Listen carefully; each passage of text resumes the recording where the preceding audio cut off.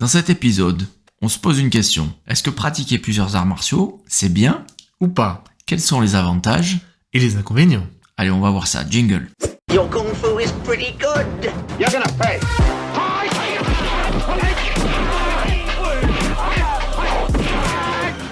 You treacherous bastard. Get him! Bienvenue sur Kung Fu Coffee Break Podcast. Donc bonjour à tous, bienvenue dans ce nouveau podcast. Ça va Elliot? Tout va bien. Et toi-même? Ouais, ça va? Oui. Non, tu dis ça, mais t'as envie d'aller à l'ostéo. Oui, bien sûr. Je suis en PLS actuellement, n'est-ce pas? Ça fait des séances de jujitsu un peu trop hard. Un peu trop déjà souvent. Ouais. Et ensuite, oui. Écoute ton corps, repose-toi. Je me suis pas ménagé. Mais bon, voilà. Ouais. L'ostéo est là, ça va réparer tranquillement, quoi. Bon, alors aujourd'hui, on avait envie de parler d'une question que je pense beaucoup de pratiquants d'arts martiaux sont amenés à se poser à un moment donné dans leur vie, qui est, Elliot. Est-ce que pratiquer plusieurs arts martiaux, c'est bien ou c'est pas bien? Voilà, est-ce que c'est bien, est-ce que c'est pas bien? Disons, on va essayer de voir quels seraient les avantages et les inconvénients sur une pratique des arts martiaux, plusieurs arts martiaux, plusieurs sports de combat pratiqués en même temps. Et on parle bien en même temps, c'est-à-dire on parle pas forcément d'un parcours d'un combattant qui pourrait avoir fait pendant 10 ans du karaté, et après switcher et passer sur autre chose. Non, on parle vraiment de pratiques simultanées, quoi. Ouais, voilà. en même temps. Voilà. Alors déjà, on peut peut-être commencer par dire que on a forcément un parti pris, je crois, Oui. toi et moi, parce que toi et moi, on est des pratiquants qui faisons déjà deux choses disciplines. en même temps. Donc toi, le Jiu-jitsu brésilien et voilà. le Wing Chun. Voilà, et moi le Wing Chun et l'eskrima. Alors pour ma part, on va peut-être déjà commencer par ça.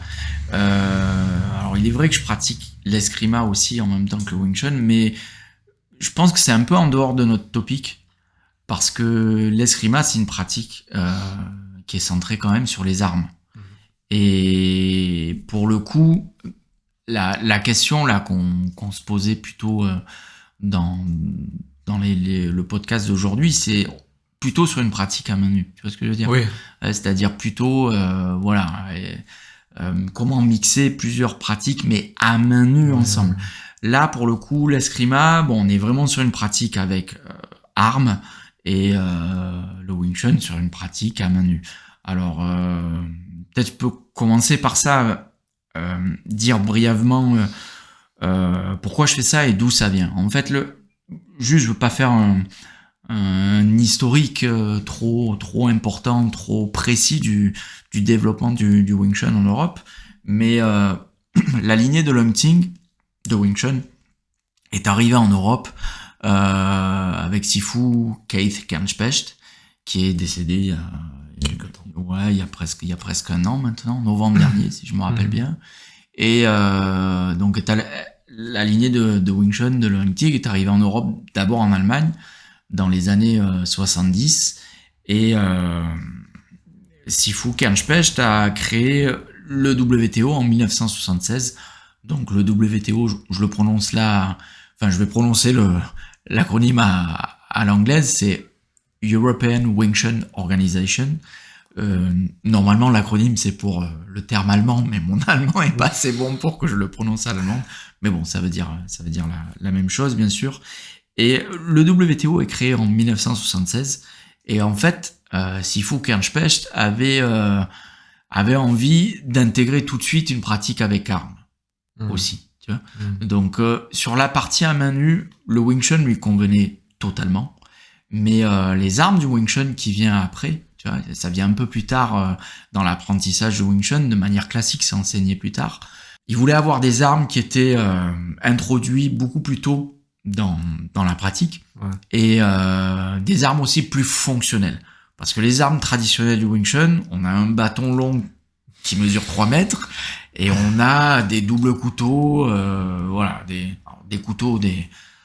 couteaux longs ou sabres courts, appelle ça comme tu veux, mais pas forcément des armes qui sont fonctionnelles dans la vie de tous les jours. Voilà, je voulais avoir quelque chose qui est un peu générique, un truc, tu ramasses un bâton dans la rue, je sais pas, une baramine, une batte de baseball, quelque chose. Et l'Eskrima répond davantage à ceci. Donc, Sifu Kenspecht a introduit l'Eskrima assez tôt dans son organisation, dès 1977 en fait, en faisant venir des États-Unis un maître philippin qui s'appelait René Latosa. Et qui a proposé des stages d'eskrima tout de suite dans le WTO, donc dans l'organisation de Wing Chun, et c'était un cursus en parallèle en fait. Ok. Donc après, dans les écoles, petit à petit, t'avais d'un côté l'enseignement du Wing Chun et d'un côté l'enseignement de l'eskrima. Voilà, pour faire court. Donc c'est pour ça que même encore aujourd'hui, on a encore cet héritage qui date de la fin des années 70. Souvent, dans les écoles de Wing Chun en Europe de l'Ouest, parce qu'on est encore dans la guerre froide, dans les années 70, donc Europe de l'Ouest, souvent dans la lignée de Longting, ces écoles-là, il y a en parallèle un enseignement de l'eskrima. Et moi, j'ai hérité de ça avec mon sifu, quoi, tu vois. Donc c'est comme ça que j'ai appris l'eskrima. Voilà, et voilà pour ma part. Et toi, Elliot, donc tu vas nous parler un peu de toi maintenant. Donc tu as Parlons commencé... de moi, arrêtons de parler de toi. Tu as commencé donc par d'autres pratiques, tu as fait le Tout à Wing Chun fait. et tu as commencé le Jiu-Jitsu un peu plus tard. C'est ça, voilà. Alors de base, on avait déjà parlé, mais j'avais fait l'aïkido et j'avais pratiqué le Wing Chun en même temps. Donc j'avais fait aïkido, Wing Chun pendant quelques années. Parce que l'aïkido, je trouvais ça... Il n'y avait pas assez de coups, entre guillemets, il n'y avait pas d'atémie, de frappe, etc. De percussion. De percussion, tout à fait. Et donc du coup, j'ai voulu essayer ce style-là, aussi par rapport à un film que j'ai vu, mais on en reparlera dans un prochain podcast.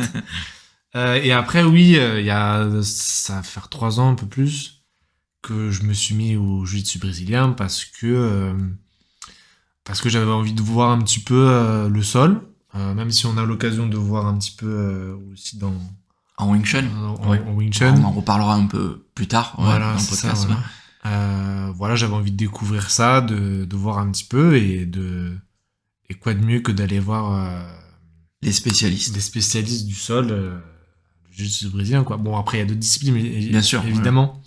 Mais voilà, du coup, je m'étais dit voilà, que j'allais faire le temps d'avoir la ceinture bleue, etc., d'avoir de bonnes bases solides et après éventuellement arrêter parce que voilà, mais finalement, je continue encore. donc non, voilà, c'est pour ça. Je pense que c'est une discipline qui est complémentaire par rapport au Wing Chun, je trouve. Et c'est aussi ce pourquoi je pense que faire la pratique de différents arts martiaux peut être très complémentaire. Ouais. Après, c'est sûr, faut éviter de se mélanger un peu les pinceaux. Ouais. Ça peut arriver. Hein, ça, on va développer justement sur voilà, ce que tu dis, la complémentarité, ça serait vraiment un avantage fort en fait sur la façon de mixer les arts martiaux. Ouais. Mais si tu veux bien, avant qu'on s'étende là-dessus, moi ce que je voulais dire peut-être déjà en introduction, c'est que en fait mixer les arts martiaux, en fait, il y a rien de nouveau. C'est pas quelque chose qui est moderne, parce que si tu regardes bien, la plupart des disciplines sont nées d'une fusion de systèmes, de 3 systèmes, ou d'ajout de ci, de ça. Enfin, on part jamais de zéro. Ouais. Tu vois ce que je veux dire ? Il y a pas quelqu'un qui se pointe un jour et dit « Ok, je vais inventer un art martial de A à Z. » Tu vois, sans aucune expérience. Non, on part jamais de zéro, tu vois. Ouais. Et la plupart des styles sont comme ça. Tu vois, la plupart des styles sont comme ça. Des styles les plus... même les styles les plus lointains, si tu prends peut-être même un art martial comme le sumo, alors on n'est peut-être pas tout à fait...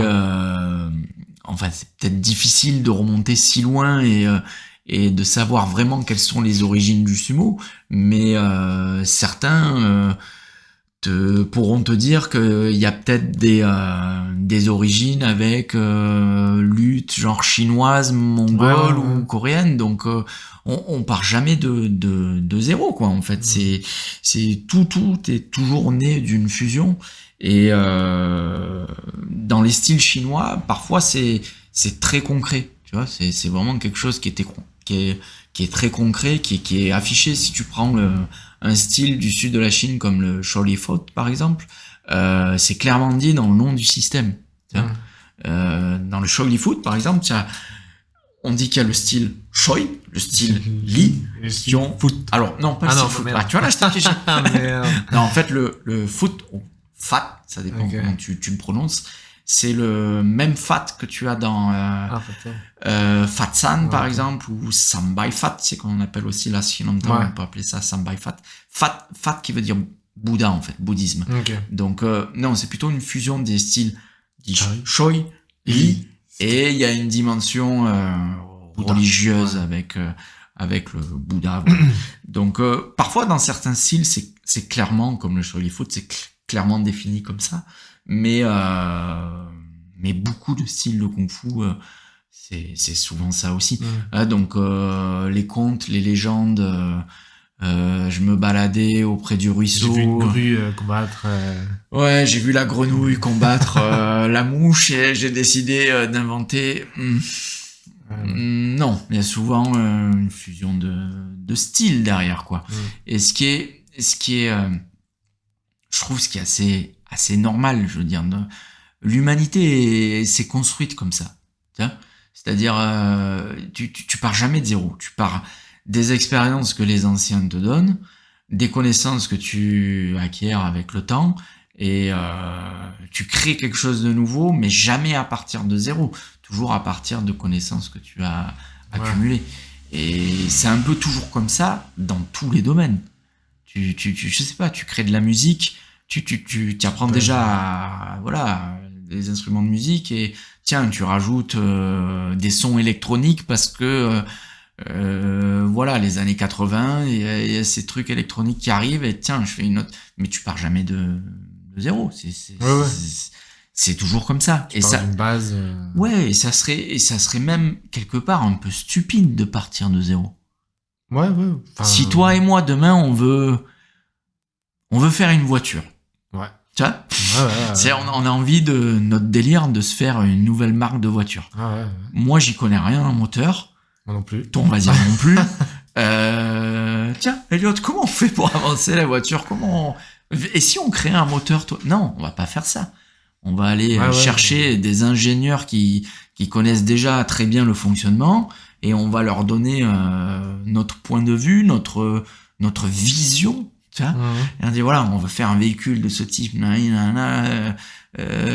comment on peut faire un moteur qui va dans notre, mais tu pars pas de zéro. Non, c'est pas vrai. Tu vois, tu pars jamais de zéro. Donc je trouve que c'est toujours un peu ça, et pour les plus puristes, tu vois, parce que dans cette question-là, quelque part, on peut avoir deux catégories de pratiquants. Enfin, si on fait un spectre, tu sais que j'aime bien les spectres.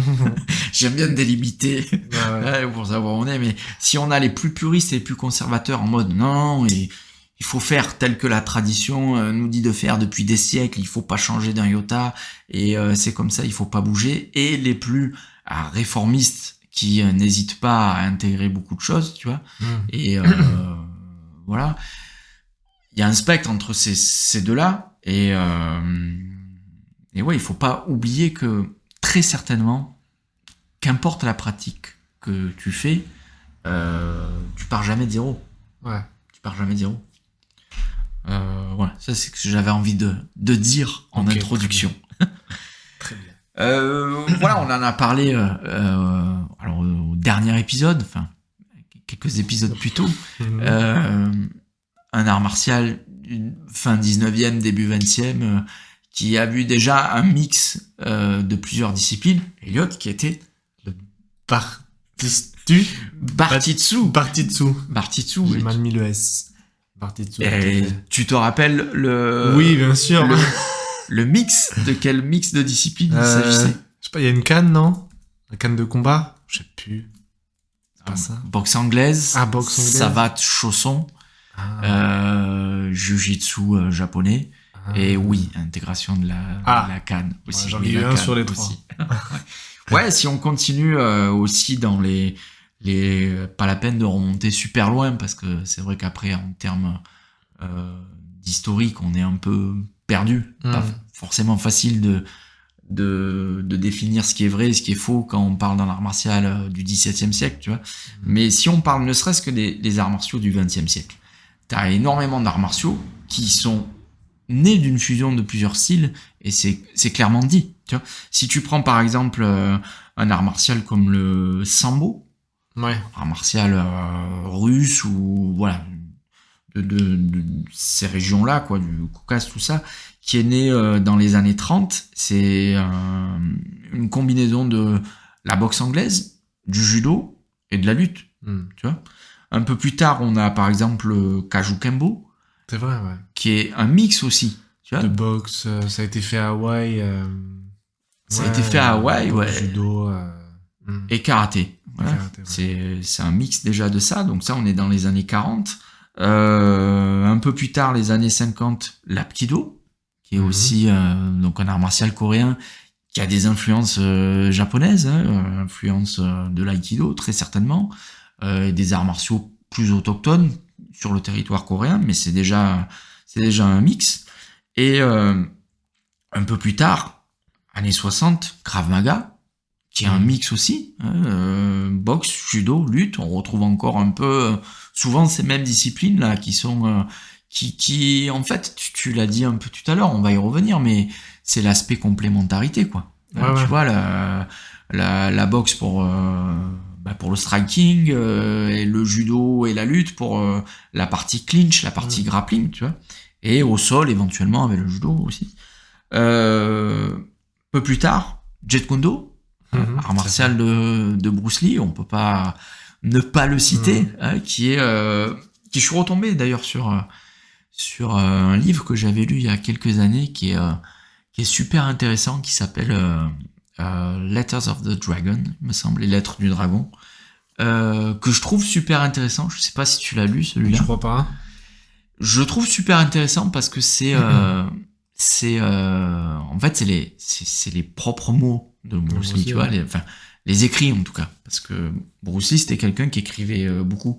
On se replace dans le contexte, on est dans les années 60, 70, voilà, moyens de communication, internet n'existe pas, téléphone oui, mais il écrivait beaucoup, il écrivait énormément, et on a retrouvé une tonne de lettres qu'il a échangées avec ses élèves, mais aussi avec d'autres anciens partenaires ou seeing de Wing Chun, comme Wong Chun Leung, comme Han King Chung, comme William Chung, tu vois, beaucoup de gens comme ça. Et ce que j'aime bien, c'est que c'est le vrai Bruce Lee qui écrit, tu vois. Et c'est pas l'interview de quelqu'un qui l'a connu qui rapporte des propos, tu vois. C'est lui qui s'exprime. Et je trouve ça super intéressant. Et je l'ai relu il y a pas longtemps et je suis tombé sur une lettre. Alors, officiellement, le Jeet Kune Do, il a été créé en 1967. Ah, aussi tôt que ça? Ouais. Bruce Lee est mort en 73. Donc, fin des années 60, il avait, voilà, officiellement, le Jeet Kune Do a été créé en 1967. Mais en fait, il en parlait déjà dans une des lettres que j'ai retrouvées, qu'il écrit durant l'été 1965 à Hong Kong. Okay. Donc il est à Hong Kong, là, à Kowloon, là où on est allé, et il écrit une lettre à James Himley. Donc James Himley, c'est un de ses partenaires, élèves, qui était sur Los Angeles ou Auckland, je me rappelle plus trop. Un de ses élèves qui deviendra instructeur officiel, tu vois, du Jeet Kune Do. Et il écrit en 65 et il pose sur papier en lui écrivant et il dit: je suis en train d'élaborer un nouveau système et ce système sera un mélange, un mix de Wing Chun, boxe anglaise et escrime. Ouais, exact. Voilà. Donc on a vraiment en 65 ces mots-là qui sont posés sur papier par Bruce Lee, et c'est vraiment ces trois systèmes-là qui posent tu vois. Ok. Et dans sa tête, voilà, c'est comme ça qu'il veut créer son nouvel art martial, sa nouvelle discipline. Et ouais, j'ai trouvé ça super intéressant. Et ce qu'il dit aussi dans cette lettre, c'est que cette idée de créer un nouveau système, elle lui est clairement venue après son combat avec Wong Jackman. Ouais. Parce que s'il écrit à James Himley, c'est pas pour rien, c'est que James Himley était là avec Linda, sa femme, lors du combat contre Wong Jackman. C'est un des témoins, tu vois, de l'affrontement. Et Bruce Lee a remporté cet affrontement, mais il a mis du temps. Ouais, il a mis du temps. Il a peiné. Ça a duré quelques minutes. Il aurait aimé vaincre beaucoup plus rapidement, et il a trouvé des limites. Voilà, avec ce qu'il pratiquait à l'époque, qui était essentiellement du Wing Chun, et ça c'était en 65, et c'est de là que commence à émerger l'idée de tiens, faut réformer un truc, faut réfléchir un peu autrement, et il faut que je crée un nouveau système. Tu vois. Voilà, donc je trouvais l'anecdote intéressante. Tout à fait. Voilà, donc il est clair que la plupart de nos disciplines, surtout modernes, sont créées par plusieurs styles, et certains le font, je pense, comme Bruce Lee, pour de bonnes raisons. Il n'y a pas de problème. Il y a une expérience derrière. J'ai vu qu'il y avait un souci là. Ok, et si on intégrait ça et ça pour essayer de faire quelque chose de mieux. Ouais. Autant je sais pas si toi t'as aussi perçu ça, mais ces dernières années, 10, 20 ans, depuis le temps que je pratique des arts martiaux maintenant, on a pu voir aussi beaucoup de styles comme ça, qui ont émergé un peu de partout, avec des noms parfois Ouais, c'est vrai. un peu complètement alambiqués. Bon, des styles qui sont pas devenus des styles qui ont rayonné à l'international, tu vois, et il y a peut-être eu aussi, ces derniers temps, une tendance à ce que le gars qui a pratiqué un peu de ci et un peu de ça et un peu de ça, il crée son propre système. Avec pas forcément les mêmes raisons derrière qu'un gars comme Bruce Lee, par exemple. Tu vois. Mais peut-être plus un truc porté vers l'ego, en mode j'ai créé mon propre système. Donc peut-être aussi à différencier les gens qui ont vraiment une expérience solide et qui font quelque chose, voilà, qui apportent quelque chose de nouveau dans le monde des arts martiaux. Et les gens aussi qui se disent ok, moi j'ai fait du karaté, j'ai fait de ci, et tiens, je vais mixer pour inventer mon propre style et créer tout simplement mon nom, quoi. Ouais. Donc il peut avoir aussi ce que je pourrais appeler une dérive, tu vois. Ouais, bah après c'est une dérive. Les arts martiaux, c'est beaucoup des sports de combat arts martiaux où il y a pas mal d'ego aussi, donc les personnes ils font ça aussi pour les mauvaises raisons, en disant oui, je suis le fondateur du machin bidule, 10e dan c'est toi qui les ai donnés, quoi, les dan. Donc et après en plus ça peut faire venir du monde, quoi. C'est aussi dangereux, je pense. Si t'as des bases de karaté, de bases de judo, t'appelles ça le karaju, et t'es grand maître de karaju, et t'as des personnes qui viennent, qui t'enseignent, et au final c'est pas forcément très très bien, quoi. Ouais. Bon, sinon comment ne pas aborder le MMA, on est obligé d'en parler. Ah mais c'est vrai ça. Parce que on peut pas ne pas parler d'MMA si on aborde cette thématique. Donc le MMA qui semble de nos jours, enfin qui est vraiment le sport de combat on pourrait même dire art martial, parce que c'est même dans le nom c'est dans l'anagramme, quoi, mixed martial arts, donc sport de combat, art martial, on appelle ça un peu comme on veut, mais qui est vraiment très à la mode maintenant. C'est vraiment ce qui domine dans le paysage des arts martiaux et des sports de combat, qui détrône peut-être un peu aussi toutes les autres pratique martiale, je veux dire, dans les médias aussi, les sports de combat, je veux dire, dans les autres médias. C'est pas trop suivi, j'ai l'impression, par tout ce qui est médias. Enfin, il faut vraiment que ce soit des médias spécialisés, entre guillemets. Mais ça va pas faire la une du journal télé ou Alors, quoi je que ce sais soit. pas si les performances de nos Français à l'UFC de Paris, il y a quelques jours, ont été, Je crois voilà, pas. comment dire, mis Mis en lumière. ouais, s'ils ont été mis en lumière à un JT de 20h ou un truc Non, comme parce que ça, après, je sais pas. Ça risque, ça reste violent, quoi. Pas friendly audience, quoi. Donc, Ouais, je de pense plus en que- plus quand même, je trouve. Oui, oui. Alors, c'est Ouais, légalisé ça dépend. depuis pas si longtemps que Ça ça. fait 4 ans, je crois. 2019, 2019. Ouais, c'est pas si loin que ça. Mais Apparemment, c'était parce que ça existe depuis pas mal de temps et c'était la fédération de judo qui bloquait pas mal la légalisation du MMA en France. alors ça, je sais pas exactement qui bloquait en France. Je sais que les politiques s'étaient positionnés dessus, qu'ils étaient pas du tout pour. Mais en tout cas, juste pour revenir brièvement, il faut qu'on fasse un épisode sur les MMA complet parce que il y a des choses à dire sur les Français qui ont performé voilà, lors de les derniers UFC, que ce soit BSD, Nassourdine, Sola, enfin il y a plein de gens qui ont fait de très belles prestations. Et voilà, on en parlera un peu plus. On va se consacrer à un épisode entier à ça Voilà. parce que ouais, il y a des choses à dire. Mais juste pour revenir sur L'aspect martial. ouais, sur le MMA, sur l'histoire du MMA.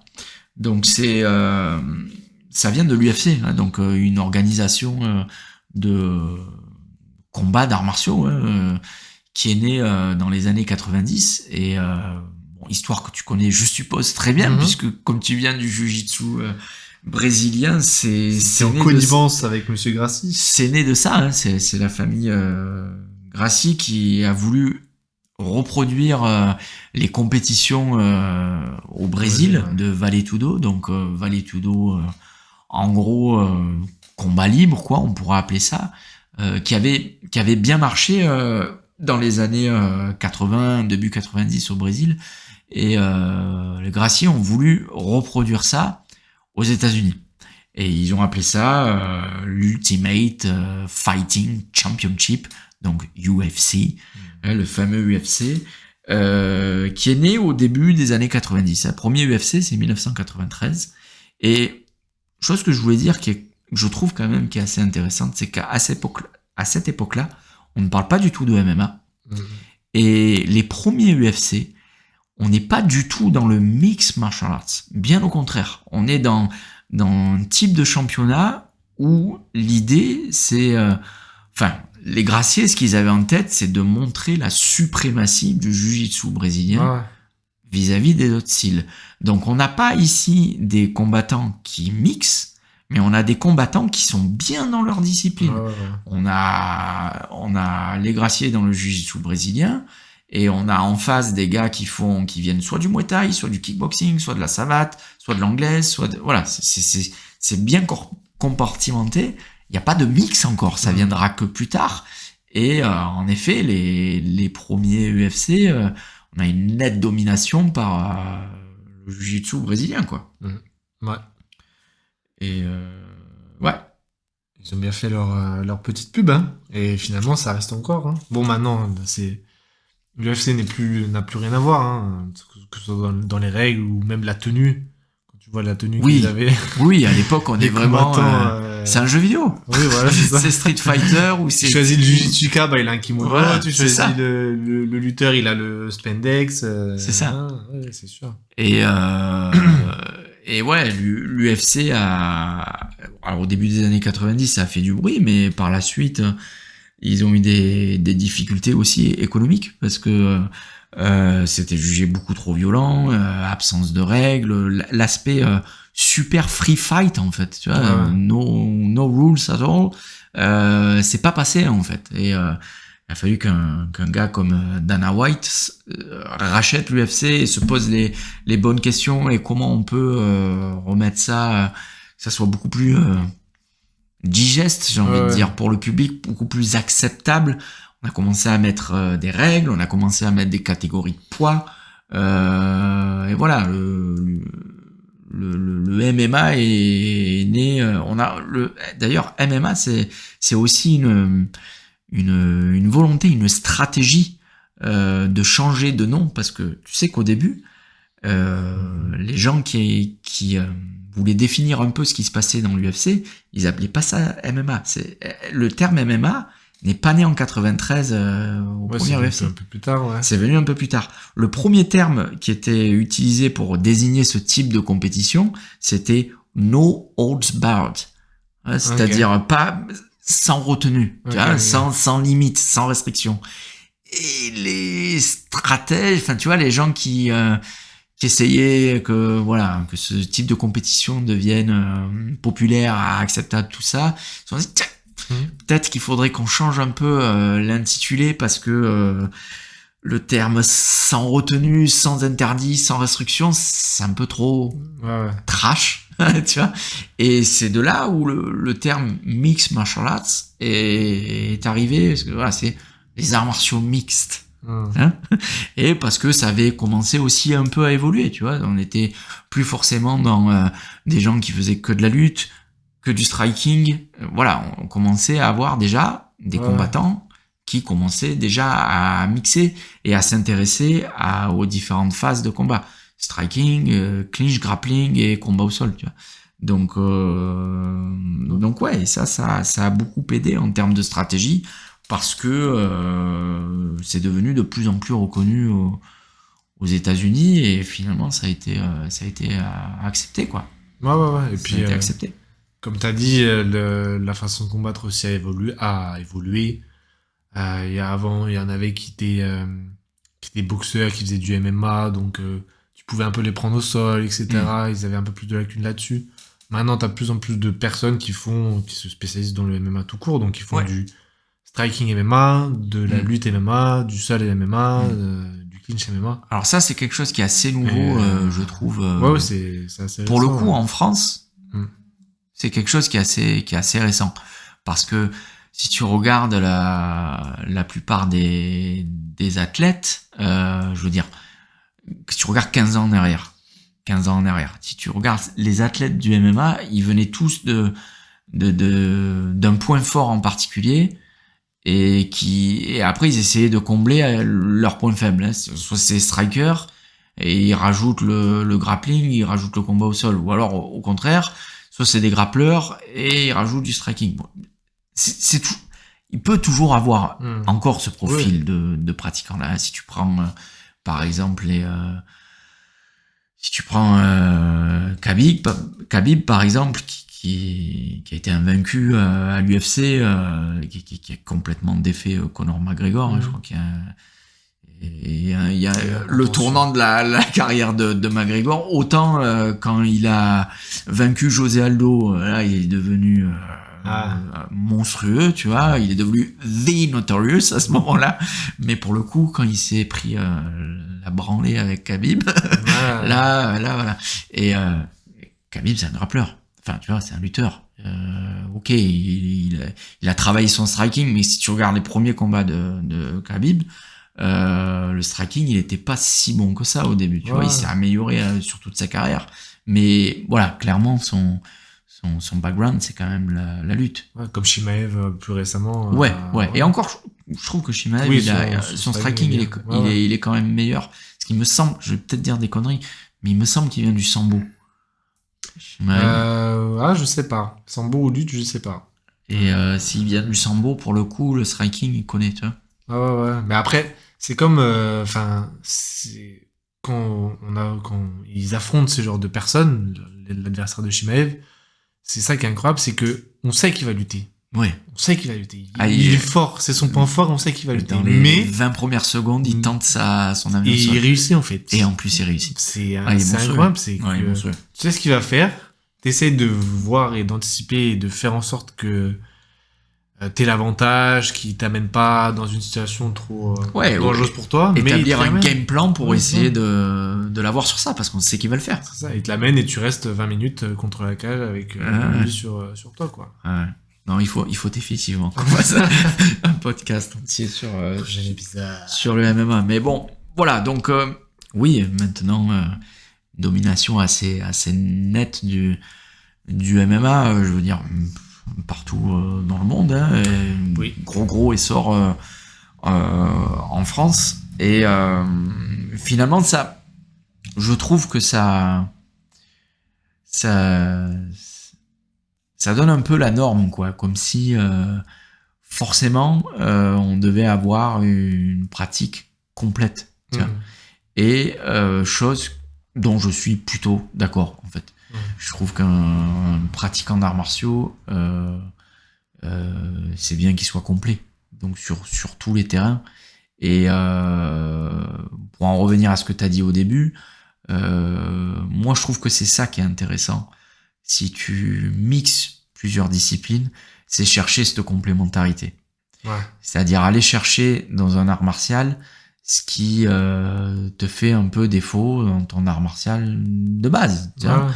Et je comprends bien que le gars qui fait du karaté, il a peut-être envie d'aller voir un art martial qui est plus axé sur la lutte et le combat au sol, parce que c'est quelque chose dans le karaté, cette dimension-là, elle y est pas ou très peu. Alors, encore, faut-il définir quel style de karaté, parce qu'il y en a plusieurs. Voilà, les karatés de style plus traditionnel à Okinawa, il y aura peut-être plus de phases de clinch, mais si tu es dans un karaté qui est un peu plus moderne, un peu plus centré sur la compétition, a priori il y en aurait moins, tu vois. Donc l'aspect complémentarité, ouais, je trouve que c'est là où c'est très intéressant, tu vois. Et finalement, ça rejoint un peu le binôme Wing Chun et Eskrima. C'est complémentaire, main nue, arme, mais c'est aussi cet aspect complémentaire. Là, si on reste que sur le domaine du combat à main nue, oui, là, je trouve que la complémentarité a tout son sens, tu vois. Et si on parle du Wing Chun, par exemple, tu vois, donc tu l'as bien dit, hein, le Wing Chun, c'est un art martial qui se pratique plutôt debout, de manière classique. Wing Chun, il n'y a pas de combat au sol, pas du tout, il n'y en a pas, c'est pas quelque chose que Ip Man a enseigné à Hong Kong, ça n'existait pas, ça faisait tout simplement pas partie de leur monde à ce moment-là. Ils rencontraient pas ce genre de problématique. Non, il n'y avait pas ce problématique-là, il y a très peu de styles qui mettaient l'accent sur le combat au sol. Il y a des styles chinois qui sont axés beaucoup sur ça, mais en tout cas dans le paysage hongkongais de l'époque, ou même à Fatsan sur le continent, c'était pas ce qui dominait. Donc combat au sol, ça faisait tout simplement pas partie de leur monde, c'était pas une dimension du combat qu'ils avaient pris en compte. Et quand le Wing Chun commence à se mondialiser à partir des années 70, 80, quand il y a les élèves de Ip Man qui commencent à exporter le Wing Chun, donc soit ils accueillent les étrangers qui viennent à Hong Kong pour apprendre, soit ils commencent à partir à l'étranger, la question du combat au sol se pose. Tu vois, quand le hunting arrive en Europe et qu'il côtoie voilà, les Allemands ou surtout le territoire européen, la question du combat au sol se pose en fait. Et il y a eu en gros deux partis pris pour le Wing Chun. Qu'est-ce qu'on fait au sol? Il y a ceux qui ont décidé de dire ok, Wing Chun au sol, c'est pas notre truc. Vraiment, on connaît pas. Pour combler cette lacune-là, on va aller voir les arts martiaux qui sont spécialistes au sol.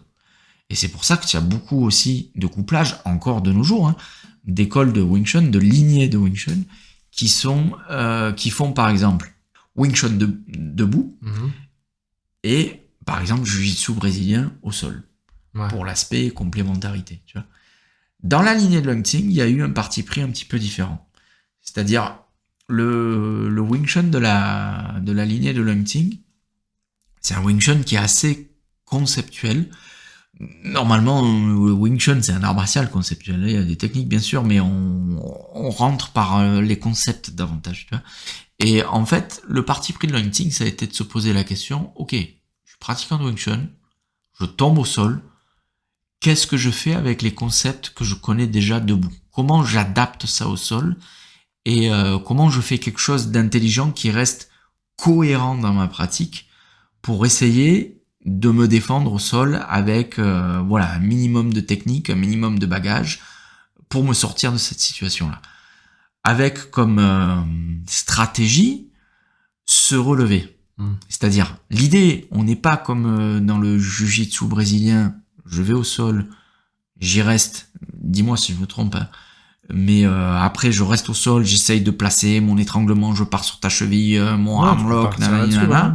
Non, l'hunting n'a pas réfléchi comme ça. Il a dit ok, je tombe au sol, ok, je suis en mauvaise posture, je vais mettre en sorte des stratégies, des techniques pour essayer de me relever le plus vite possible et ne pas rester au sol. Parce que Wing Chun se voulant assez pragmatique, on essaye toujours de remettre les choses dans un contexte de self-défense.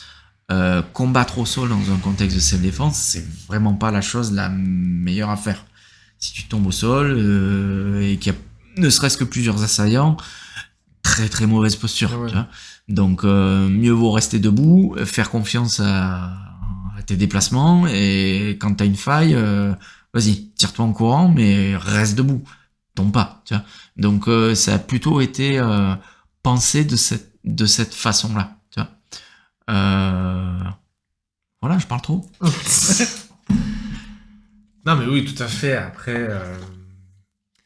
Après, on peut aussi voir, à faire attention aussi à pas trop mélanger et à pas du coup, confondre entre guillemets les arts martiaux. Si jamais, voilà, si on prend quelque chose d'assez similaire dans le striking, par exemple le karaté ou on va dire Wing Chun par exemple, à un moment donné, peut-être que ça va dépendre aussi de la personne, du pratiquant. Ouais. Si jamais il va faire 1 an de Wing Chun et il va se mettre au karaté. À un moment donné, peut-être que au lieu de donner le coup de poing vertical, il va donner le coup de poing horizontal, etc. Ou il va faire des trucs, les blocages par exemple, etc. Il va peut-être aussi se mélanger les pinceaux. Voilà. Et c'est là, c'est là, moi, où je trouve que ça peut être. C'est là où je trouve l'inconvénient. Autant je pense qu'on est d'accord sur l'aspect complémentaire. T'en as parlé dès le début. Ouais. Et moi, je trouve que c'est ça qui est intéressant, l'aspect complémentarité. Mais là où il y a un danger de mixer les disciplines, c'est quand tu pratiques 2 styles où il peut avoir une confusion, il peut avoir une ambiguïté, ils peuvent se télescoper. Et c'est là où il faut faire un choix en fait. Tu vois, si tu fais ton middle kick, est-ce que tu le fais de la façon boxe française ou est-ce que tu le fais façon Muay Thai? C'est pas pareil. Tu vois, coup de pied circulaire, middle kick, mais ils sont pas du tout donnés de la même manière. Donc, il faut que tu fasses un choix. Quelle technique tu veux utiliser, quelle technique tu gardes dans ton arsenal, et laquelle peut-être qu'il faut que tu t'en sépares. Tu vois, parce que à un moment donné, si tu dois sortir ton coup de pied, il faut qu'il soit propre dans le style où tu as choisi. Ouais. Et il n'y a pas une ambiguïté qui court-circuite le truc qui va faire qu'au final ta technique elle est pas bonne. Ah ouais. Donc c'est là moi où je trouve qu'il peut avoir un inconvénient sur mixer certaines disciplines. Il faut faire gaffe. Parfois on peut pas tout prendre dans un art martial et le mixer avec un autre et non. Parfois il faut faire un choix. Ah ouais, je suis d'accord. Ouais, aussi question qu'on peut poser, c'est par exemple, regarde, imagine tu prends un art martial lambda, peu importe, n'importe lequel, et il y a une seule technique que t'empruntes à un autre style, tu vois, une seule. Ouais. Une seule. Tu vois, tu changes rien, mais tu empruntes juste une seule technique. Est-ce que pour autant tu dois réinventer un nom? Est-ce que pour autant tu dois donner un nom à ce nouveau système qui serait nouveau parce que tu as simplement rajouté une technique, intégré une seule technique, tu vois? À quel moment il faut dire ok, là maintenant c'est un tout nouveau système, ou est-ce qu'on peut juste dire écoute, là je fais ce style là et j'ai trouvé que sur ce domaine là il y avait des lacunes, ce style là peut répondre à cette lacune-là, ok, j'ai emprunté cet outil. Et maintenant, je l'intègre dans dans mon système, mais qui reste le style que je fais à la Ouais. base. Tu vois. À partir de quel moment? À partir de quel moment j'ai plus le droit d'employer le nom À partir de 9 techniques. à partir Après de la 9, 10e, ouais. elle est pas su. Non, je sais pas. Hein. À partir du moment où ça change un petit peu fondamentalement, je dirais, les choses. Ouais. Tu vois, si à un moment donné, je sais pas moi, les blocages du karaté, tu les fais plus comme dans les katas, tu les fais d'une autre manière. Bah, en quelque sorte, tu changes le kata, donc les fondamentaux, Ouais. l'abécédaire du karaté. Mm. Donc à partir de moment, tu peux toujours, je suppose, dire que c'est du karaté, mais tu l'appelles karaté Ryu bidule. Ou Ouais, t'as- c'est peut-être voilà. aussi pour ça qu'il y a différents Oui, bien sûr. différents styles styles, ouais, de bien karaté, tu vois. Et pour moi, j'aime pas trop des fois les métaphores un peu qui sortent de nulle part là, mais moi je trouve qu'un art martial il doit être en constante évolution. Tu vois, c'est-à-dire Mhm. quelque chose qui est figé dans le temps, qui se pratique comme on le pratiquait au XVIIIe siècle et qu'il faut pas le changer parce que sinon tu romps la tradition et c'est pas bien et il faut être traditionnel. C'est pas trop mon truc, tu vois. Donc je fais du Wing Chun. J'appelle pas ça autrement, hein, c'est toujours du Wing Chun, mais mon approche elle est moderne. Autant il y a des fondamentaux, comme tu dis, des exercices traditionnels comme les formes du Wing Chun qui ont encore toute sa place, selon moi, parce que j'y trouve un intérêt de les pratiquer. C'est un outil pédagogique qui me permet d'enseigner le Wing Chun et il n'y a pas de problème, et ça se pratique depuis des dizaines et des dizaines d'années, et je garde cet outil-là parce que pour moi il a toute sa place. Mais autant je suis tout à fait favorable pour introduire de nouveaux outils qui me semblent bien cohérents pour apprendre le Wing Chun mieux, tu vois. Ouais. Donc je suis pas figé dans le passé. Non, il faut aussi regarder il faut aussi regarder vers l'avant et voir comment on peut aussi moderniser nos pratiques pour apprendre mieux, tu vois. Et un art martial pour moi c'est un peu comme finalement un arbre, tu vois, qui cesse d'évoluer et parfois il y a une nouvelle branche, tu vois, qui pousse dans un sens et c'est juste l'évolution des choses en fait, tu vois. Mm. C'est juste normal que les choses évoluent, qu'elles soient pas figées dans le Ouais. temps, gravées dans le marbre. Non, les choses évoluent. Et c'est pas pour autant qu'il faut qu'on donne un nouveau nom à un style tous les 20 ans, Mhm. quoi, tu vois. Non, c'est le même art martial. Les principes fondamentaux, comme tu l'as dit, sont les mêmes, mais ça évolue. Pourquoi ça évolue? Parce que le monde évolue. Ouais, parce que, Parce que, voilà, maintenant, il y a les agressions dans la rue à Marseille en 2025, c'est peut-être pas les mêmes agressions dans la rue de Fatsan en 1920.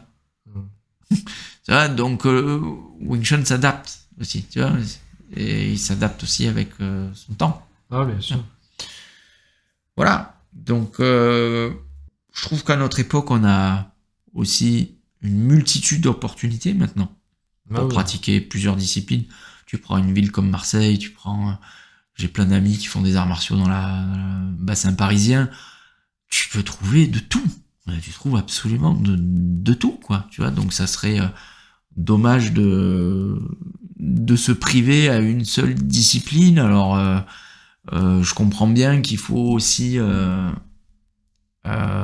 pas papillonner à droite à gauche et être une éternelle ceinture jaune. Tu vois, c'est-à-dire tu pratiques un an ou deux de ci, un an ou deux de ça, un an ou deux de ça, tu vas jamais en profondeur dans un art martial et finalement t'as jamais rien appris de conséquent. Donc faut prendre une discipline à un moment donné et aller bien en profondeur, tu vois, pour quand même acquérir des bases solides et sur lesquelles tu peux construire dessus. Ouais. Mais garder l'esprit ouvert. ne pas s'interdire, même pour les plus puristes, même pour les plus conservateurs, qui pratiquent qu'un style. Pas s'interdire d'aller aussi voir un expert d'autres styles et de faire ne serait-ce qu'un stage, tu vois, de voir un petit peu comment les autres pratiquent, parce que ça te garde l'esprit ouvert, ça te montre un peu quels sont le champ des possibles.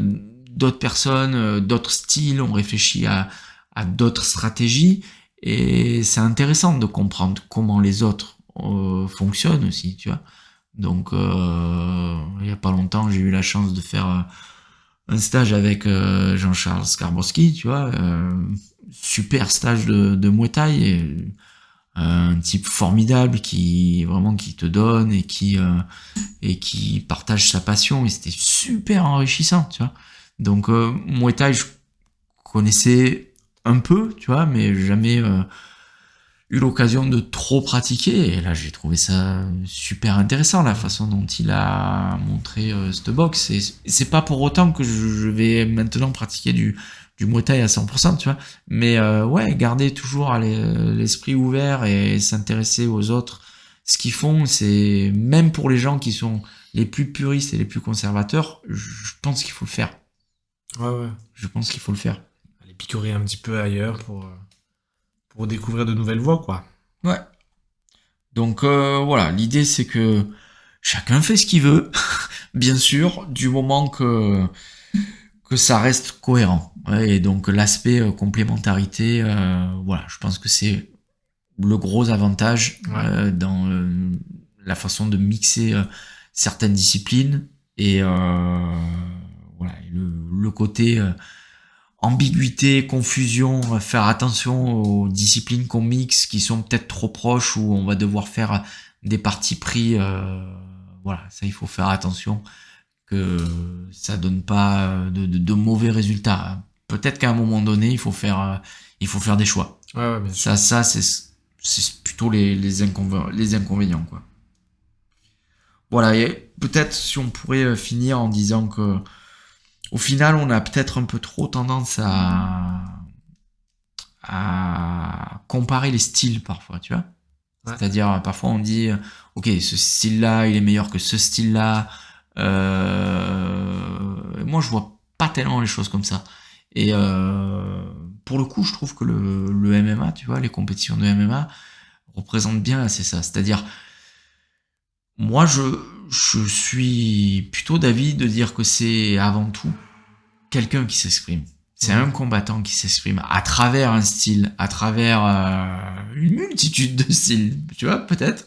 Mais c'est avant tout un homme qui s'exprime. C'est pas forcément un représentant d'un style, tu vois. Ouais, bien sûr. Et on a souvent tendance à comparer, ok, c'est ça versus ça. Et vous voyez bien, c'est ce style qui gagne. Non, c'est un homme face à un autre. Et il faut regarder l'homme, son parcours, d'où il vient, qui il est en termes de pratiquant. Et ok, peut-être que maintenant il fait du kickboxing, sauf qu'avant il a tout un bagage sur plein de choses, tu vois. Donc ouais, opposer les styles, c'est pas vraiment un truc dont je suis favorable. Plutôt regarder qui y a derrière, en fait. Tu vois. Ouais. Et c'est pas un homme au service d'un style, mais c'est plutôt l'inverse, en fait. C'est je m'exprime moi en tant que combattant, tu vois, à travers ce qu'un style a pu me donner et qui m'a nourri, mais qui fait partie de moi. À un moment donné, c'est ma propre expression martiale. Elle m'appartient. Quand je donne un coup de poing, est-ce que c'est boxe anglaise, karaté ? On s'en fout. C'est moi, en fait. Tiens. Et ouais. C'est beau. On s'arrête là, alors. Bravo. On s'arrête là. Merci d'avoir écouté cet épisode de Kung Fu Coffee Break Podcast. N'hésitez pas à liker, à partager, à vous abonner. Et dites-nous dans les commentaires si quel mix de disciplines vous pratiquez. Et quel avantage aussi vous voyez ou quel inconvénient vous voyez dans vos pratiques, dans le fait de pratiquer plusieurs disciplines en même temps. N'hésitez pas à nous le dire dans les commentaires. Merci, on se voit bientôt. Ciao, bye. I'm certain I can beat you.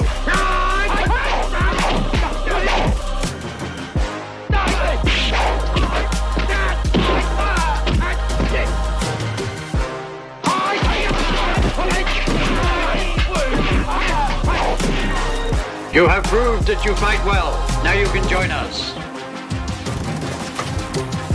À bientôt pour un prochain épisode de Kung Fu Coffee Break Podcast.